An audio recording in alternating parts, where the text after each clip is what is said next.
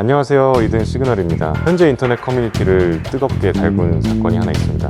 수학여행을 간 초등학생이 친구가 쏜 화살에 맞아 한쪽 눈을 실명한 사건입니다. 그런데 이 사건에서 가장 먼저 봐야 할 건 교사 책임 논란이 아닙니다.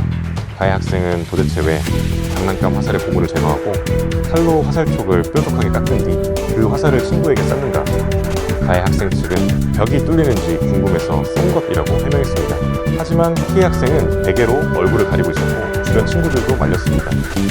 그럼에도 피해 학생이 베개를 내린 순간 화살은 발사됐고 결국 피해 학생은 한쪽 눈을 잃었습니다. 이후 가해 학생은 피해 학생이 혼자 놀다 다쳤다고 말했고 사용한 화살과 칼을 버린 것으로 보도됐습니다. 그렇다면 이 사건은 정말 단순한 장난이었을까요? 그리고 법원은 왜 가해 학생 부모뿐 아니라 교육청의 배상 책임까지 인정했을까요? 오늘 이든 시그널에서 이 사건의 시작부터 가해 학생 측 해명, 판결 내용, 그리고 온라인에서 잘못 알려진 부분까지 제대로 정리해드리겠습니다.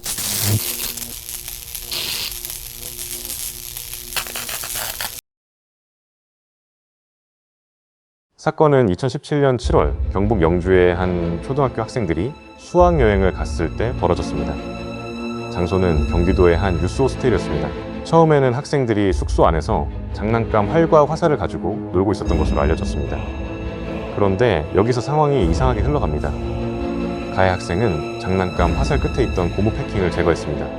그리고 교사 몰래 가져온 문구용 칼로 화살촉 끝부분을 뾰족하게 깎았습니다. 즉, 처음에는 장난감이었던 화살이 더 이상 단순한 장난감이라고 보기 어려운 상태가 된 겁니다. 그렇다면 가해 학생은 왜 이런 행동을 했을까요? 가해 학생 측은 친구를 고의로 쏘려던 것이 아니라 벽이 뚫리는지 궁금해서 쏜 것이라는 취지로 해명한 것으로 알려졌습니다. 하지만 이 해명은 쉽게 납득하기 어려운 부분이 있습니다. 당시 피해 학생은 위험을 느끼고 베개로 얼굴을 가렸습니다. 주변 친구들도 다친다며 말렸습니다. 그런데 피해 학생이 잠시 베개를 내린 순간 가해 학생은 화살을 발사했습니다. 그 화살은 피해 학생의 왼쪽 눈에 맞았고 피해 학생은 여러 차례 수술을 받았지만 결국 한쪽 눈을 실명한 것으로 알려졌습니다. 사고 직후에도 의문스러운 정황이 나옵니다. 가해 학생은 처음에 피해 학생이 혼자 활을 가지고 놀다가 다친 것처럼 말한 것으로 알려졌습니다. 또 사용한 화살을 부러뜨리고 칼과 함께 화장실에 버렸다는 보도도 있었습니다. 결국 학교폭력대책자치위원회는 가해 학생의 행동에 고의성이 있다고 판단했고 가해 학생에게 전학 조치를 내렸습니다. 그러니까 이 사건은 단순히 아이들이 장난치다 벌어진 사고라고만 보기 어려운 상태가 됩니다. 가해 학생 측은 호기심이었다고 해명했지만 화살을 변형한 과정, 친구들이 말렸던 상황, 피해 학생이 베개로 맞고 있던 장면, 그리고 사고 직후의 행동까지 보면 논란이 커질 수밖에 없었습니다. 그런데 여기서 피해 학생 가족을 더 힘들게 만든 부분이 있습니다. 바로 가해 학생이 형사처벌을 받지 않았다는 점입니다. 이유는 나이 때문이었습니다. 당시 가해 학생은 만 14세 미만, 이른바 촉법소년에 해당했습니다. 촉법소년은 범죄 행위를 해도 형사처벌을 받지 않습니다. 대신 소년보호 재판이나 보호처분의 대상이 될 수는 있지만 일반적인 형사처벌처럼 전과가 남거나 징역형을 받는 구조는 아닙니다. 피해 학생은 한쪽 눈을 잃었습니다. 앞으로 평생 시력 손상과 함께 살아가야 하는 상황이 됐습니다. 하지만 가해 학생은 나이 때문에 형사처벌을 받지 않았습니다. 물론 학교폭력대책자치위원회는 가해 학생의 행동에 고의성이 있다고 보고 전학 조치를 내렸습니다. 하지만 피해 학생 가족 입장에서 그 정도 조치만으로는 받아들이기 어려웠을 겁니다. 한 아이의 인생이 완전히 바뀌었는데 가해 학생은 형사처벌을 받지 않는다. 이 지점에서 사건은 단순한 학교폭력 사건을 넘어 법적 책임 문제로 넘어가게 됩니다. 결국 피해 학생 측은 손해배상 소송을 제기했습니다. 그리고 여기서 또 다른 논란이 시작됩니다. 피해 학생 측은 가해 학생과 그 부모뿐 아니라 교육청에도 책임을 물었습니다. 왜냐하면 이 사고가 학교 수학여행 중에 벌어진 일이었기 때문입니다. 수학여행은 단순한 개인 여행이 아닙니다. 학교가 계획하고 교사가 인솔하고 학생들을 보호해야 하는 교육활동입니다. 그래서 피해 학생 측은 이렇게 본 겁니다.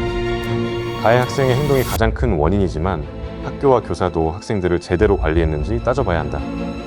위험한 물건이 숙소 안에 있었고 학생들이 밤늦게까지 장난감 활과 화살을 가지고 있었으며 결국 그 화살이 변형돼 한 학생의 눈을 잃게 만들었다. 그렇다면 학교 측의 지도와 감독은 충분했는가? 이 질문이 법정으로 넘어가게 됩니다. 그렇다면 법원은 왜 가해 학생과 부모뿐 아니라 교육청의 책임까지 인정했을까요? 여기서 중요한 건 법원이 이 사건을 단순히 학생 한 명이 갑자기 벌인 돌발 행동으로만 보지 않았다는 점입니다. 물론 가장 큰 원인은 화살을 변형하고 피해 학생에게 쏜 가해 학생의 행동입니다. 하지만 사고가 벌어진 장소는 개인적인 공간이 아니었습니다. 학교가 주관한 수학여행이었고 학생들은 교사의 인솔 아래 숙소에 머물고 있었습니다. 즉, 이 시간 동안 교사에게는 학생들을 보호하고 감독해야 할 의무가 있었습니다. 법원은 바로 이 부분을 본 겁니다. 가해 학생이 장난감 활과 화살을 가지고 있었고 그 화살을 변형할 수 있는 문구용 칼까지 가지고 있었습니다. 그리고 학생들이 숙소 안에서 밤늦게까지 장난감 활과 화살을 가지고 있었던 상황. 그렇다면 교사는 학생들이 실제로 잠에 들었는지 위험한 행동을 하고 있지는 않은지 충분히 확인했어야 했다는 판단입니다. 법원은 교사가 직접 사고를 냈다고 본 게 아닙니다. 다만 수학여행이라는 교육활동 중에 학생들을 관리해야 할 책임이 있었고 그 관리가 충분했는지를 따진 겁니다. 결국 법원은 가해 학생 부모의 책임과 함께 학교 측이 지도 감독 책임도 인정했습니다. 그리고 이 책임은 교사 개인이 직접 배상하는 방식이 아니라 교사가 소속된 경북도교육청의 배상 책임으로 이어졌습니다. 여기서 온라인에서 잘못 퍼진 부분이 나옵니다. 많은 커뮤니티에서는 이 사건을 두고 교사가 2억 3천만 원을 배상했다 이렇게 말하고 있습니다. 하지만 정확히는 다릅니다. 교사 개인이 자기 돈으로 2억 3천만 원을 배상하라는 판결이 아니라 가해 학생 측과 경북도교육청의 공동 배상 책임이 인정된 사건입니다. 즉, 법원은 이렇게 본 겁니다. 가해 학생의 행동이 직접적인 원인이지만 그 사고가 학교 수학여행 중 발생했고 학생 보호와 감독이 충분하지 않았던 부분도 있으니 교육청 역시 책임을 져야 한다는 것입니다. 하지만 이 판단은 곧바로 논란으로 이어졌습니다. 한쪽에서는 이렇게 말합니다.